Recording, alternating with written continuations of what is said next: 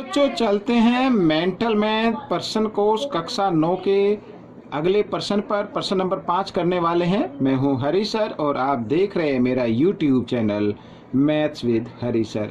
तो यहाँ पर प्रश्न नंबर 5 क्या कहता है, आइए उसको पढ़ लेते हैं। देखिए बहुत ही आसान है। और देखो यहाँ पर, जी हाँ, लिखा है एक समांतर, ये बच्चों पैरेललोग्राम इंग्लिश में लिखा है शॉर्ट में, तो मैं इसको समांतर चतुर्भुज बोल रहा हूँ। एक समांतर चतुर्भुज की ऊंचाई तथा क्षेत्रफल में अनुपात 3:7 का है। ठीक है, अनुपात में दिया हुआ है। ऊंचाई पहले ऊंचाई है तो ये ऊंचाई 3 मानी जाएगी, क्षेत्रफल 7 माना जाएगा। तो समांतर चतुर्भुज के आधार की लंबाई ज्ञात करो। ठीक है, लंबाई ज्ञात करनी है। साथ ही हम प्रश्न नंबर 6 भी करेंगे। देखो एक आयत का परिमाप 300 मीटर है। यदि उसकी लंबाई चौड़ाई से 90, यहाँ पर देखो बच्चों सेंटीमीटर लिखा हुआ है, ये मिस प्रिंट हो गया तो आप इसको मीटर बना ले। ठीक है, मीटर अधिक है तो आयत का क्षेत्रफल ज्ञात करो। तो आयत का क्षेत्रफल ज्ञात करना है। आइए करना शुरू करते हैं। तो सबसे पहले बच्चों, ये चैनल स्पेशल हिंदी मीडियम के बच्चों के लिए है। और इस प्रश्न को सोल्व करने से पहले मैं आपको एक चीज़ बताना चाहता हूँ। आप प्रश्न तभी सोल्व कर सकते हैं, हल कर सकते हैं, जब आपको उस प्रश्न से संबंधित सभी प्रॉपर्टीज याद हो। अब यहाँ पर बच्चों समांतर चतुर्भुज दिया हुआ है तो इसकी प्रॉपर्टीज आपको याद होनी चाहिए। अब देखो इसमें कौन सी प्रॉपर्टीज लगती है, आइए देख लेते हैं। देखो सबसे पहले यहाँ पर अनुपात दिया हुआ है, ऊंचाई और क्षेत्रफल का अनुपात दिया हुआ है, और हमें क्या करना है, आधार की लंबाई ज्ञात करनी है समांतर चतुर्भुज की। ठीक है, तो मैं यहाँ पर लिख देता हूँ, माना, सबसे पहले माना समांतर चतुर्भुज के आधार की लंबाई, यह आधार की लंबाई x मान लेते हैं बच्चों, x यूनिट। ठीक है, x यूनिट मान लेते हैं। अब यहाँ पे देखो ऊंचाई लिखा ना, तो समांतर चतुर्भुज की ऊंचाई इसे हम मान लेते हैं अनुपात में, तो इसे मान लेते हैं 3 यूनिट मान लेते हैं। 3 है ना, तो 3 यूनिट मान लेते हैं। और ये क्षेत्रफल है, तो समांतर चतुर्भुज का क्षेत्रफल, ठीक है, ये हम मान लेते हैं 7 यूनिट वर्ग। इस तरीके से स्क्वायर भी आप इसको बोल सकते हैं। अब बच्चों देखो यहाँ पर क्षेत्रफल दिया हुआ, तो क्षेत्रफल का फार्मूला जो होता है उसी से हम इसको निकालेंगे। अब क्षेत्रफल का फार्मूला क्या होता है, देखो आधार गुणा ऊंचाई, यही होता है ना, आधार गुणा ऊंचाई। तो इससे क्या आता है, क्षेत्रफल आता है, लेकिन क्षेत्रफल कितना दिया हुआ, 7। ठीक है, इस तरीके से। अब 3 इधर गुणा में, इधर आकर ये भाग में आ जाएगा। आइए लिख लेते हैं इस तरीके से।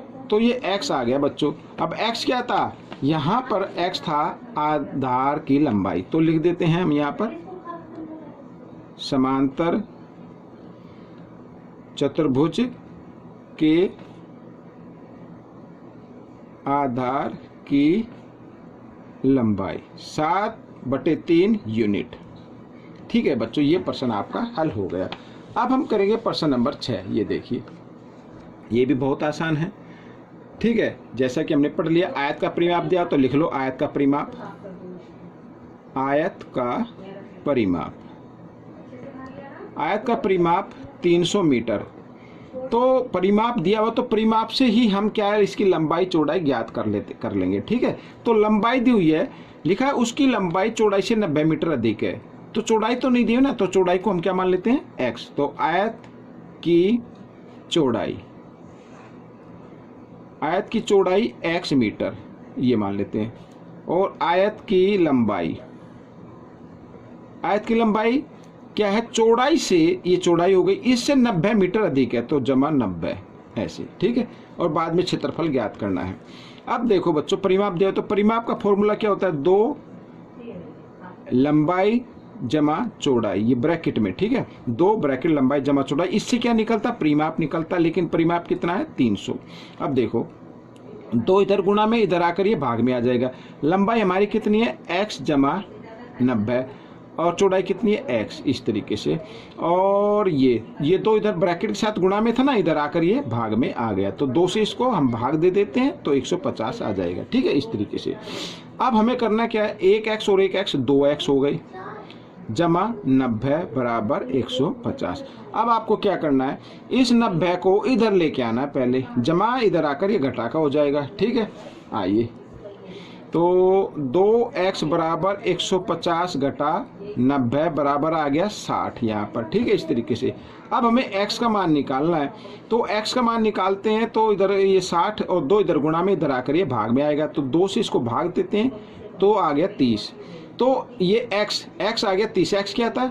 आयत की चौड़ाई। तो चौड़ाई आ गई बच्चों, यहाँ पर मैं लिख देता हूँ, इधर लिख देता हूँ, आयत की चौड़ाई 30 मीटर। ठीक है, ये आ गई। आयत की लंबाई, आयत की लंबाई क्या थी? ये देखो x जमा 90 यानी 30 जमा 90 बराबर हो गया 120 मीटर। अब आयत का क्षेत्रफल निकालना है, आयत का क्षेत्रफल, और आयत के क्षेत्रफल का फार्मूला होता है लंबाई गुणा चौड़ाई, इससे निकालेंगे। तो लंबाई क्या है? 120, चौड़ाई क्या है? गुणा 30। ठीक है, ऐसे। तो 1 0 और 1 0 टोटल 2 0 हैं, 12 को 3 से गुणा कर, तो 12 3 36। तो ये आ गया बच्चों वर्ग मीटर, ये क्षेत्रफल आ गया, ये आपका उत्तर आ गया। तो बच्चों ये प्रश्न आपके हल हो गए हैं। आपको कैसे लगे मुझे ज़रूर बताएं और इसमें से सीखकर दूसरों को जरूर सिखाएं। मिलते अगले भाग में, तब तक के लिए धन्यवाद।